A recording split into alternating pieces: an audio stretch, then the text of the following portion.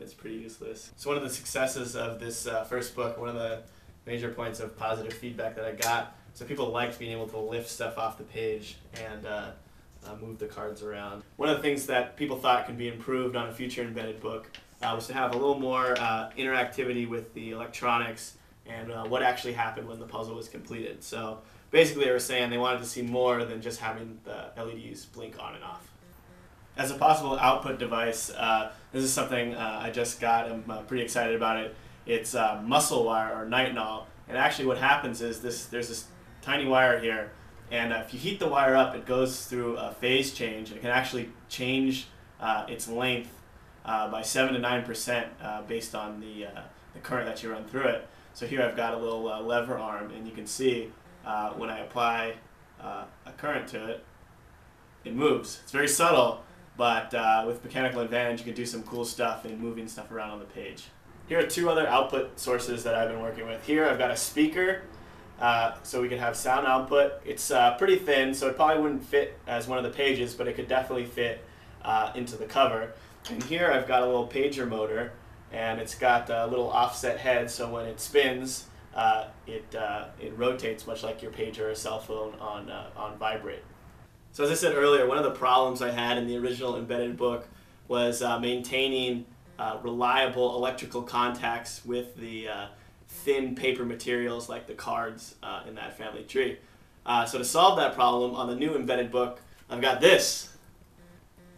It's a touch sensor.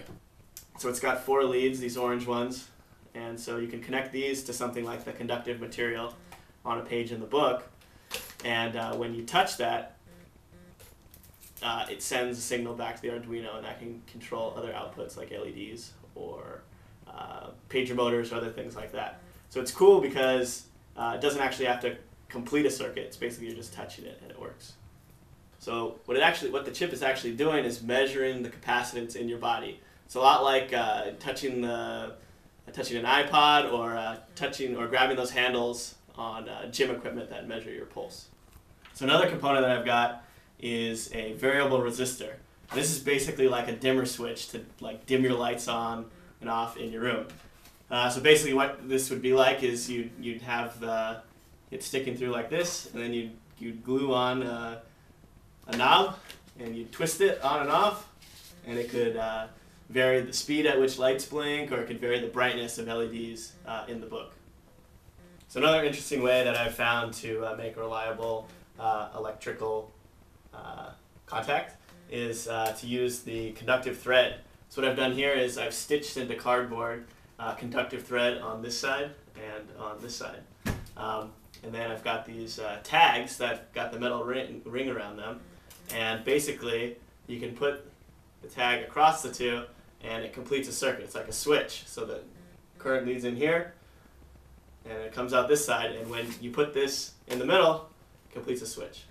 So two other things that we can include in the embedded book that I've been working with is one is a light sensor, so it can detect whether or not you're blocking this and whether you can see light or not.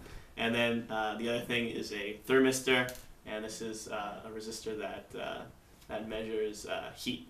Here's my current book prototype. It's a horoscope book. Think of it kind of as a magic 8-ball in a book form. So the book opens up like this, and then this page opens up over here, and you can see we've got pictures of all the different astrological signs, and we've got an area in here that's been hollowed out, so the Arduino is going to fit in here, our batteries are going to fit inside here, and then our touch sensor is also going to be all in that space. And then this board's going to go on top. That's going to be held down with some binding posts so that we can change the batteries, which will be nice. So here's the way the book's going to work. A user or reader is going to look through here and figure out what astrological sign they are, and then up here is going to be a dial with the variable resistor, so they'll be able to select what their sign is.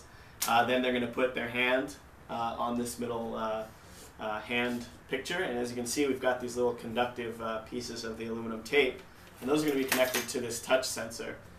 So when all of the touch sensors are engaged, it's going to tell your fortune, which means that the pager motor inside is going to vibrate for a dramatic effect. And then in order to tell the actual fortune, there's either going to be LEDs, or I'm going to use the muscle wire for it to point to what your fortune is, much like a magic 8-ball would.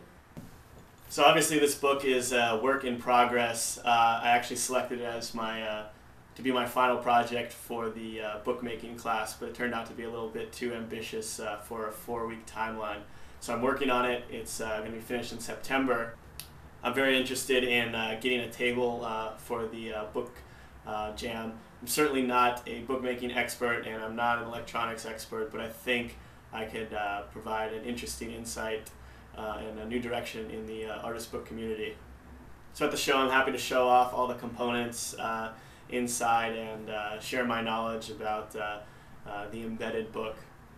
So I've submitted my application and the check, and I hope to see you in October at the Book Jam. Thank you.